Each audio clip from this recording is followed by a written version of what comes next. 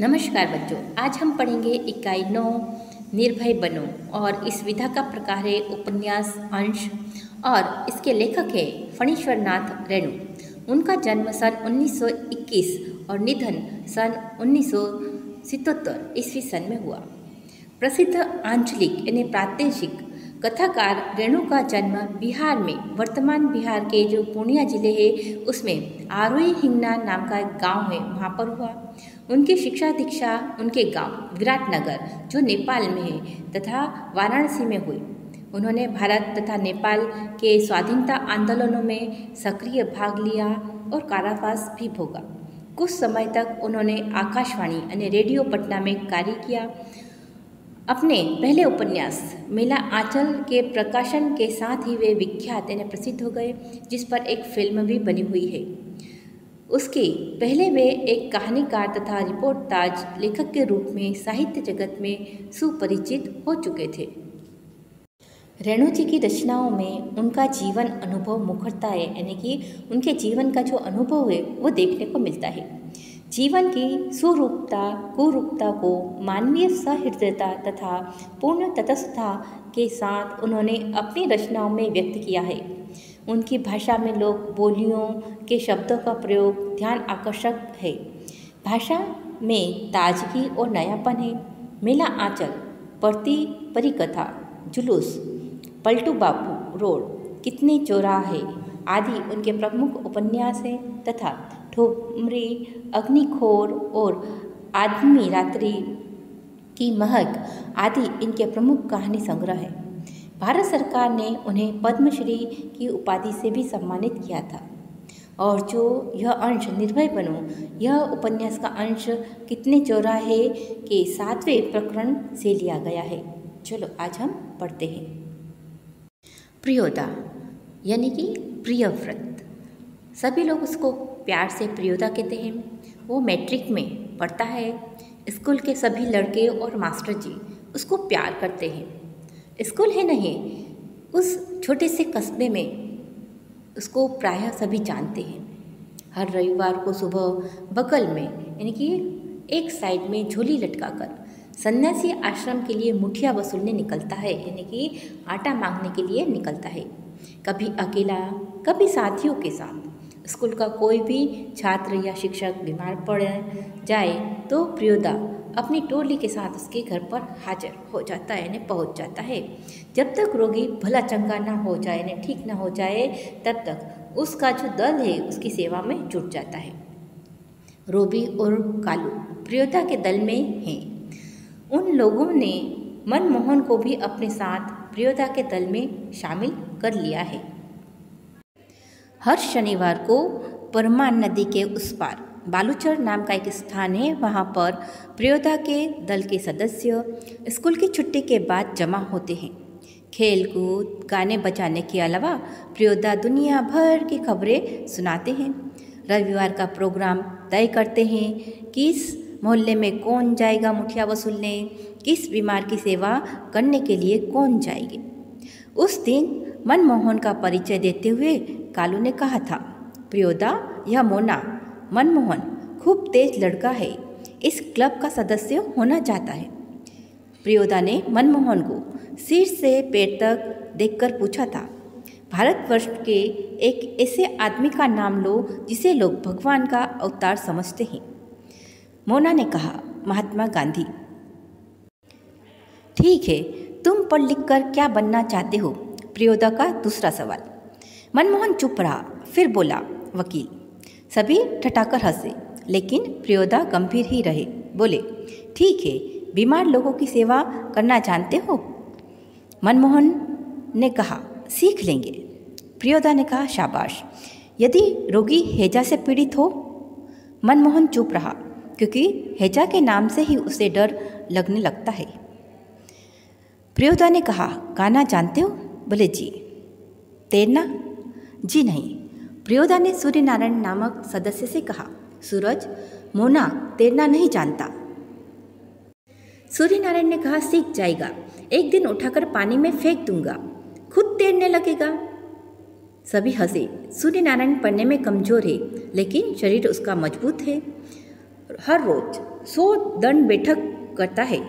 उसके साथ ही सूरज पहलवान कहते हैं उसको। दल के सदस्यों को तैरना सिखलाना उसी का काम है। उस दिन सभी ने नए सदस्य मोना यानी कि मनमोहन से गीत सुनाने की इच्छा प्रकट की। मनमोहन पहले लजाया यानी कि उसको शर्म आई, किंतु जब प्रियोदा ने आग्रह किया तो उसने खकार कर गला साफ किया। कौन गीत गाए वह? उसने शुरू किया, राम रहीम ना जुदा करो भाई, दिल को सच्चा रखना जी। गीत समाप्त होने के बाद प्रियोदा बोले, वाह बहुत मीठा गला है तुम्हारा। कालू, तुम प्रभात फेरी वाले दोनों गीत मोना को सिखा देना। सूरज पश्चिम की ओर झुकने लगा यानी कि सूरज ढलने लगा। बालूचर पर लाली उतर आई। जो सूरज ढलती हुई सूरज की लालिमा है वो रेत पर दिखाई देने लगी। परमार नदी की धारा पर डूबते हुए सूरज की अंतिम किरणें झिलमिलाई। पखेरु यानी कि पक्षी दल बांधकर बांस वन की ओर लौटने लगे। प्रियोदा के दल के सभी सदस्य पंक्ति बांधकर लौटे। पुल के पास एक गाड़ीवान तन्मय होकर गीत गा रहा था। भोला गरीबक दीन पहिया, हरब भोला गरीब का दीन। सूरज ने भी उसी स्वर में स्वर मिलाकर गाना शुरू किया। एक टाजे लोटा छल बेटा छल तीन पनिया, पीबे तकाल लोटा लेलक छीन। कित्यानंद झा ने कहा, विद्यापति की लाचारी है। लाचारी लाचाड़ी टिठाए, इसी बंदूक की आवाज़ आई। बालूचर के उस पार से किसी ने फायर किया। एक पखेरु ने पक्षी बालू पर गिर कर छटपटाने लगा। उसका जोड़ा विकल होकर बहुत देर तक रोता रहा। मटमेले अंधकार में एक अर्दलीनुमा आदमी दौड़ा हुआ आया और मरी हुई चिड़िया के डेन यानी कि पंख को पकड़कर चिल्लाया, मिल गया हुजूर। इब्राहिम बोला, सब डिप्टी साहब का अर्दिल यानी कि अफसर का नौकर है, साला भारी खचड़ा है यानी कि मूर्ख है। प्रियोदा के मुंह से अचानक निकला, हॉल्ट। तब इब्राहिम को अपनी गलती का एहसास हुआ। दल का नियम है कोई सदस्य किसी किस्म का अपशब्द या गाली मुंह से नहीं निकालेगा। इब्राहिम ने तुरंत सिर झुकाकर दल के नायक प्रियोदा और सदस्यों से माफ़ी मांगी। बात यह है कि साले ने सभी हंसे। प्रियोदा ने गंभीर होकर कहा, इब्राहिम यह तुम्हारी 8वीं गलती है, 10 होते ही हम तुम्हारे साथ नहीं रहेंगे। इब्राहिम ने पूछा, लेकिन सरकारी अफसरों को गाली देने में क्या हर्ज है? तो तुम्हारा मुंह खराब होगा, उनका कुछ नहीं बिगड़ेगा, ऐसा प्रियोदा ने कहा। मगर वो जो गाली देते हैं वे ही क्यों? बहुत लोग गालियाँ बकते हैं। नहीं प्रियोदा, आप इब्राहिम को नहीं समझा सकिएगा। एक महीन बात देर से बुझती है यानी कि जो बारीक बातें हैं उसको देर से समझ में आती है। मैं समझा देता हूँ। देखो इब्राहिम, यदि क्लब का मेंबर रहना है तो इसके रूल्स को मानना होगा। नियम है कि कोई सदस्य आपस में बातचीत के सिलसिले में भी कोई खराब शब्द नहीं बोलेगा, जानते हो ना? बस बात खत्म। सहुआइन धर्मशाला के पास आकर सभी ने एक दूसरे से विदाई ली। कालो ने कहा, मोना तू रास्ते में डरेगा, मैं जानता हूँ, चल मैं पहुँचा दूँ। तभी प्रियोदा ने कहा, मोना डरता है, मैं उसे पहुँचा दूँगा, तू घर जा कालू। रास्ते में प्रियोदा चुप रहे। एक सुनी जगह पर आकर रुक गए। सड़क के दोनों ओर बड़े बड़े पीपल के पेड़, दोनों ओर बहुत दूर तक खंडर और मैदान। पास में एक उजड़े हुए मकान की ओर इशारा करते हुए प्रियोदा ने कहा, जानते हो इस घर में कभी मुर्दों की चीर-फाड़ होती थी। पोस्टमार्टम हाउस था यह, इसलिए लोग को डर है कि आपस में पेड़ों पर भूत पिशाच किलकिल करते रहते हैं। मैदान में प्रेतनियाँ नाचती हैं संतालियों की तरह झुंड बांधकर।